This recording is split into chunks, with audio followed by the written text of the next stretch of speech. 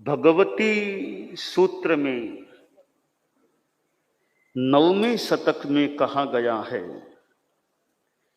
तेणम कालेणम तेणम समयेणम माहन कुंडगामे नयरे होता होत्था वन्नवो बहुसालये चेइये वन्नवो तत्थनम माहन कुंडगामे नयरे उसब दत्ते नामम माहने परिवसई अड्ढे दित्ते वित्ते जाव बहुधनस्य अपरिभूए ऋग्वेद यजुर्वेद सामवेद अथर्वण वेद इतिहास पंचमाणम निघंटु छठाणम चौन्हम वेदाणम संगो वंगाणम स रहस्याणम सारय धारय पारय षडंगवीर षट्ठ तंत्र विसारय संखाणे शिक्षा कप्पे वागरणे छंदे निरुत्ते ज्योति सामयणे अन्येषु य बहुषु बंभन्नयेषु नयेषु सुपरिनिठिये समनो वासये अभिगय जीवा जीवे उवलद्ध पुण्य पावे जाव अहा परिगह्येहिं तवो कम्मेहिम अपानं भावे माने विहरै तस्सनम उसब दत्तस्य माहनस्य देवानंदा नामम माहनी होत्था सुकुमाल पाणी पाया जाव प्रिय दंसना सुरुवा समनो वासिया अभिगय जीवा जीवा उवलद्ध पुण्य पावा जाव अहा परिगह्येहिं तवो कम्मेहिम अपानं भावे माने विहरै। भगवान महावीर जब विराजमान थे, आज से 2550 वर्ष पहले की बात है। उस समय ब्राह्मण कुंड ग्राम नामक नगर था। वहां बहुसालक चैत्य भी था। उस ब्राह्मण कुंड ग्राम में एक ब्राह्मण रहता था। उसका नाम था ऋषभ दत्त। वह संपन्न था, दीप्तिमान था और ऋग्वेद यजुर्वेद सामवेद अथर्ववेद इन 4 वेदों और भी कई चीजों में यो जानकार पारगामी मानो विद्वान व्यक्ति था। और व्याकरण छंद निरुक्त ज्योतिष शास्त्र अन्य अनेक ब्राह्मण और परिव्राजक संबंधी नयों में वह निष्णात था। इधर वह श्रमणोपासक भी था, जीव अजीव को जानने वाला, पुण्य पाप ये इन चीजों को जानने वाला और अपना तपह कर्म भी करता था।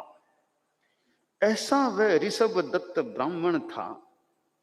उसके जो ब्राह्मणी थी भारिया, उसका नाम था देवानंदा और वह भी बहुत अपने ढंग से तपस्या तपह कर्म करती हुई रहती थी। तो ब्राह्मण ऋषभ दत्त और इधर देवानंदा, ब्राह्मण ऋषभ दत्त को जानकारी मिलती है कि भगवान महावीर का विचरण जो होता था और वे यहीं उनके ब्राह्मण कुंड ग्राम में या उसके परिपार्श्व में पधारे हैं। ऋषभ दत्त को सूचना मिली, देवानंदा को भी जानकारी मिली। तो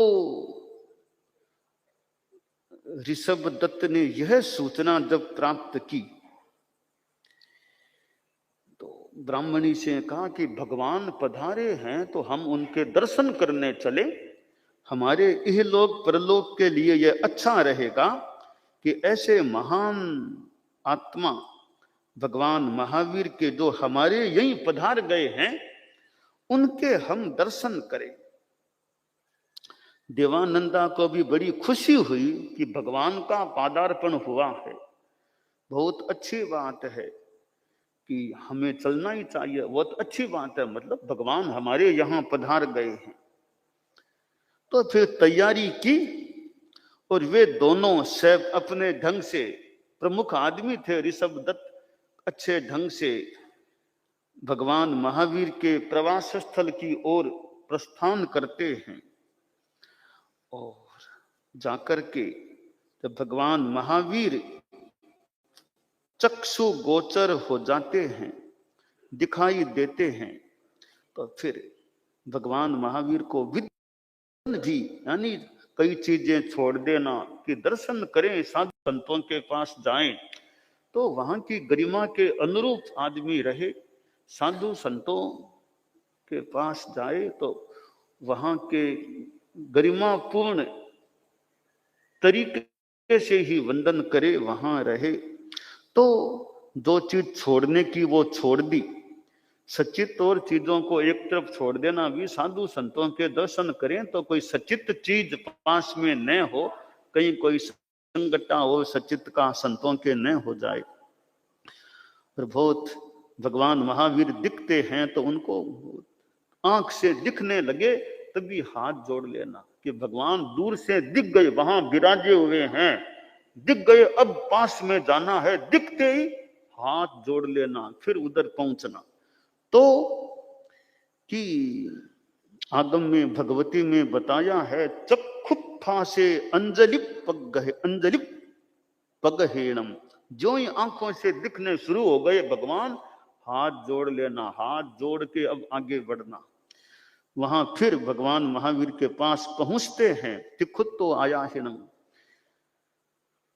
वंदना करते हैं और फिर पर्युपासना में मानो स्थित हो जाते हैं। देवानंदा ब्राह्मणी भी भगवान महावीर के पास पहुंचती है, वो भी विधि से फिर वंदन करती है और पर्युपासना में बैठ जाती है। अब वो देवानंदा इधर ऋषभदत्त दोनों बैठे हैं भगवान महावीर के परिपार्श्व में। तो देवानंदा को कितनी खुशी हो रही है, और खुशी होते होते भगवती सूत्र में बताया है, जो पाठ है, आगे पन्हया पप्पुय लोयणा संबरिय बलय बाहा। देवानंदा ब्राह्मणी सेवा में बैठी है भगवान महावीर के पास, बैठे बैठे इतना मानो कोई हर्ष हुआ है कि स्तन से दूध की धारा बहने लग गई, आंखों से आंसू, आंखों से पानी आने लग गया।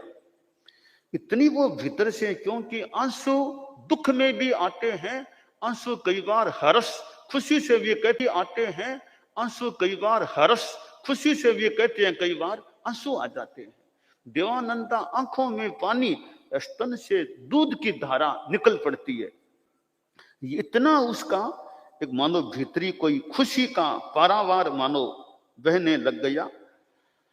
तो गौतम स्वामी ने देवानंदा ब्राह्मणी को यूं देखा ही होगा जैसा वर्णन है। तो गौतम स्वामी मानो इतने भगवान के वो निकट के थे, कोई बात पूछ लेते, यूं कोई भी बात मानो पूछ लेते, बहुत इतने मुंह लगे से होते हैं ना, कोई बात देखी सीधा भगवान को पूछ लेना, यह क्या, यह क्या, यह क्या। तो ऐसे ही वो गौतम स्वामी अब देवानंदा को देखा होगा कि ऐसे आंखों में पानी है, यूं स्तन में दूध आ गया है, तो भगवान से पूछ पड़े, पूछने लगे, यानी बात चलाई। तो भगवान महावीर ने कहा, देखो यह देवानंदा है, इसके जो भी खुशी और हो रही है। तो गौतम स्वामी बोले कि भगवान ये क्या बात है, ये बाई बैठी है, इसके कोई स्तन से दूध निकल गया है क्या, ऐसे कैसे से दूध निकल गया इसके, तो आंखों में आंखें गिल्ली हो रही है, आंखों में जल सजल नेत्र हो गए हैं, इतना मनो हर्षातिरेक इसको हो रहा है। और आपको तो वो अनिमेष देख रही है, देवानंदा आपको तो अनिमेष त्राटक सा करके आपकी ओर ही देख रही है, यह स्थिति। तो भगवान महावीर ने कहा, गौतम इसकी यह स्थिति बनी है, देखो एक बात है, यह देवानंदा है, यह मेरी माता है, यह मेरी मां है, और मैं इसका पुत्र हूं, आत्मज इसका मैं पुत्र हूं, यह मेरी माता है, इसलिए इसका मेरे प्रति स्नेह राग है, पुत्र पुत्र स्नेह का भाव इसके मन में है, इसके भीतर है, वो मुझे इसने मतलब देखा है, वो इसका पुत्र स्नेह है, पुत्र के प्रति मां का जो ममता प्रेम होता है वो मानो प्रस्फुटित हो गया, उजागर हो गया। और इसलिए मेरी मां के मुझे देखा तो वो स्नेह जागा, अपने आप स्तन से दूध निकलने लग गया, आंखें इसकी सजल हो गई है, इतना हर्षातिरेक हो रहा है, मानो हर्षातिरेक से स्थूल होती हुई भुजा के लिए बाजूबंद अवरोध बन गए हैं। तो ये मां का ममत्व भाव, स्नेह भाव है, यह मेरी मां है। अच्छा, ये मां है भगवान की। तो मां कैसे, जो बताया गया है कि भगवान महावीर की दो माताएं थी। पहली माता, मूल जहां वो पैदा हुए गर्भ में, वो मूल माता देवानंदा थी। मूल तो वहीं पैदा हुए थे, मूल तो ऋषभ दत्त ही, ऋषभ दत्त और देवानंदा ये माता पिता थे। तो मूल माता, पहली माता देवानंदा थी। बाद में जो वर्णन आता है भगवान महावीर के गर्भस्थ शरीर को स्थानांतरित कर दिया गया, त्रिशलानंदा की कुक्ष में रख दिया गया, वो बाद की बात है। मूल माता, पहली माता तो देवानंदा थी। तो वो देवानंदा ने जब भगवान महावीर को देखा और कानों भीतर में वो पुत्र के प्रति ममता भाव कोई उजागर हुआ होगा, और ये मां की स्थिति उसकी बन गई, आंखें गीली और स्तन से दूध की धारा का निकल जाना। तो ये भगवान महावीर ने गौतम स्वामी को जानकारी दी कि यह मेरी मूल मां है, यह माता है, इसलिए पुत्र स्नेह के कारण से इसकी यह स्थिति बन गई है। तो फिर भगवान महावीर तो ये प्रवचन करना तो मानो सामान्य बात है, और अर्धमागधी भाषा में प्रवचन, और प्रवचन सुनने से कईयों के मन में जागृति, वैराग्य भाव, धार्मिक भावना का विकास भी हो सकता है। और भगवान महावीर की परिषद, जहां विभिन्न वर्ग के प्राणी विद्यमान थे, और भगवान महावीर की वाणी सुनी तो ऋषभ दत्त को मानो बहुत अच्छी लगी ही होगी। और वे ऋषभ दत्त जो पिता थे, भगवान महावीर के मूल पिता ऋषभ दत्त आश्रय, उन्होंने वंदन किया, नमस्कार किया और बोले आपने जो कहा है वो सही बात है, ऐसा ही है, असंदिग्ध बात है। और अब वो ऋषभ दत्त के मन में मानो वैराग्य भाव आ गया, अपने गहने अलंग सब उतार दिए, अपना लोच करता है और भगवान महावीर के पास आकर बोलता है कि भगवान, यह संसार जो है या तो आग लगी है, आदीप्त है, प्रदीप्त है, या बुढ़ापाचार, मृत्युचार, ये कष्ट हैं, ऐसी स्थितियां हैं। बुढ़ापा आता है तो कष्ट, मृत्यु का भी कष्ट, तो यूं कष्टों से मानो कष्टों की आग में झुलस रहा है संसार। तो भगवान, मैं इससे निकलना चाहता हूं और मैं अब दीक्षा लेना चाहता हूं। तो कि भगवान, ये मेरा शरीर है, इतना इष्ट कांत मनोज्ञ है, अब तो बस कल्याण के पथ पर आगे बढ़ूं। तो फिर भगवान महावीर ऋषभ दत्त को दीक्षा प्रदान कर देते हैं, मुंडित करते हैं, प्रव्रजित करते हैं, शिक्षा भी प्रदान करते हैं, कैसे चलना, कैसे ठहरना आदि, जयम चरे जो एवं चिट्ठियब्बम एवं गंतव्यम आदि आदि शिक्षा प्रदान करते हैं। और इस प्रकार ऋषभ दत्त ब्राह्मण धार्मिक उपदेश जो भगवान महावीर का मिला उसको स्वीकार करता है, फिर आगमों का अध्ययन स्वाध्याय भी करता है, वो तपस्या में लग गया। बेलार, तेलार, ये चोलार, पंचोलार, छेर, पखवाड़ार, मांस खमण, यूं तपस्याओं में लग गया, शरीर कृष्ण बन गया और अच्छी तरह अपनी संयम की साधना करके आखिर वो केवल ज्ञान को प्राप्त होकर के मोक्ष को प्राप्त हो जाता है। इधर देवानंदा थी, वो भी बोली कि मुझे भी साध्वी दीक्षा दे दो, दीक्षा दो। तो वो भी आखिर भगवान महावीर के पास दीक्षा की बात, भगवान महावीर देवानंदा को भी दीक्षा दे देते हैं। तो उसको जो आर्या चंदन वाला चंदना जी उसको सौंप देते हैं। और वो देवानंदा भी फिर आर्य चंदना भी देवानंदा को लिखा है, मुंडित करती है और बनाती है और फिर वो भी अपना स्वाध्याय भी करती है। देवानंदा साध्वी भी वो तपस्या में लग जाती है, बेला ठेला छोला आदि आदि तपस्या करके, और वो भी फिर आखिर अनशन संथारा लेती है। और जैसे ऋषभ दत्त ने भी तपस्या की और संलेखना भी की और फिर अनशन में स्थित हो गए, कल्याण किया। देवानंदा ने भी अनशन ले लिया, अपना कल्याण किया और आखिर सिद्ध बुद्ध मुक्त हो जाती है। तो ये भगवान महावीर के संसार पक्षी माता पिता जो थे, पहले माता पिता, वो नंबर 2 के माता पिता तो सिद्धार्थ और त्रिशला, नंबर 1 के माता पिता देवानंदा ऋषभ दत्त थे। इन दोनों का मानो कल्याण हो गया। भगवान महावीर के पास दीक्षा ले ली, तपस्या की, संथारा किया, पहले स्वाध्याय भी किया और कल्याण हो गया। अब यह जो प्रसंग भगवती सूत्र का है कि कैसे वे दोनों भगवान महावीर के पास आते हैं, सुनते हैं और दीक्षित हो जाते हैं, संथारा भी ले लेते हैं और कल्याण हो जाता है। इस घटना प्रसंग से हम 2 बातों को विशेष रूप से जान सकते हैं। एक तो कि मां का बेटे के प्रति, पुत्र के प्रति क्या स्नेह भाव है, कि भगवान महावीर तो इतने बड़े हो गए थे जब उन्होंने दर्शन किए हैं, तो भी मां के मन में वो मानो भीतर का भाव, बेटे को देखा तो स्तन से दूध की धारा निकल जाना, आंखें गिल्ली हो जाना, यह एक मानो पुत्र के प्रति मां का स्नेह भाव है।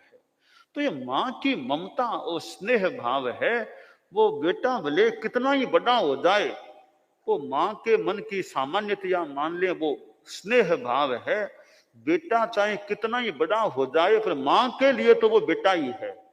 बेटा कितना ही बड़ा बन जाओ, मां के लिए तो वह बेटा ही बेटा है। तो मां तो कई बार उसको उसी बेटे के रूप में मानो देखते, मेरा बेटा आ गया, बेटा आ गया।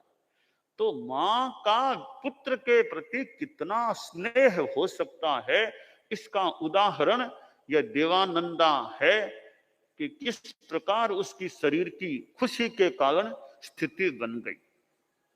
दूसरी बात है जानने की कि देखो, भगवान महावीर बहुतों का कल्याण किया होगा। जो संसार पक्ष में पहले माता पिता थे, उनका भी मानो कल्याण हो गया, दीक्षित भी कर लिया उनको, उनकी तपस्या भी हुई, स्वाध्याय भी हुआ, सामान्य पर्याय का पालन किया, अंत में संलेखना संथारा वो करके दोनों मोक्ष पहुंच गए। तो पुत्र के हाथों मानो माता पिता यूं आगे पहुंच जाएं, तो व्यावहारिक दृष्टि से बहुत महत्वपूर्ण बात है कि पुत्र के सामने माता पिता मोक्ष तक पहुंच गए हैं। तो वे पहले श्रमणोपासक श्रमणोपासिका थे और बाद में वे साधु साध्वी भी बन गए और साधना में लग गए, तपस्या में लग गए। कि और कुछ ज्यादा मान लो नहीं तो तपस्या करो। तपस्या की अनुकूलता है कि वो सेवा नहीं कर सकते, ज्यादा विहार नहीं कर सकते, तो कोई बात नहीं, जप करो और तप करो और स्वाध्याय करो, जब तप स्वाध्याय में लगो, वो ज्यादा करो अपना, तो आत्मा का कल्याण हो। अब जैसे गृहस्थ हैं, मान लो सारे कोई ऋषभ दत्त की तरह और देवानंदा की तरह सबको साधुपना आ जाए, यह तो कहना कठिन है। गुरुदेव तुलसी ने तो कुछ ऐसा ही किया। जैसे भगवान महावीर ने मानो अपनी मां का कल्याण कर दिया, तो गुरुदेव तुलसी ने उनकी संसार पक्षिया मां बदना जी थी, तो गुरुदेव ने उनको दीक्षा दी, पुत्र ने मां को दीक्षा दी। तो भगवान महावीर का कुछ अंशों में अनुकरण कर दिया, बदना जी को दीक्षा देकर के मानो उनका भी कल्याण किया। तो बेटे की ओर से तो बड़ा एक मां के प्रति आभार ज्ञापन कह दें, एक प्रत्युपकार कह दें कि कोई मां को दीक्षित करके उसका कल्याण करने का प्रयास कर ले। ऋषभ दत्त की तरह झुमरमल जी को तो दीक्षा नहीं दे सके गुरुदेव, वो तो पहले ही आगे जा चुके थे, वो थे ही नहीं संसार में, मां संसार में थी, तो मां का मानो उद्धार करने का प्रयास किया।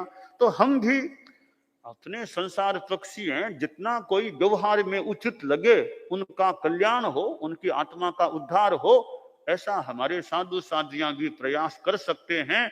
और किसी को छोटी उम्र का हो तो दीक्षा के लिए तैयार कर लें, रहेगी कल्याण की बात हो सकती है। दानान सेठम अभयपयाणम सच्चे सुया अणवज्जं वयंती तवेशुया उत्तम बंभचेरम लोगुत्तमे समणेनाय पुत्ते।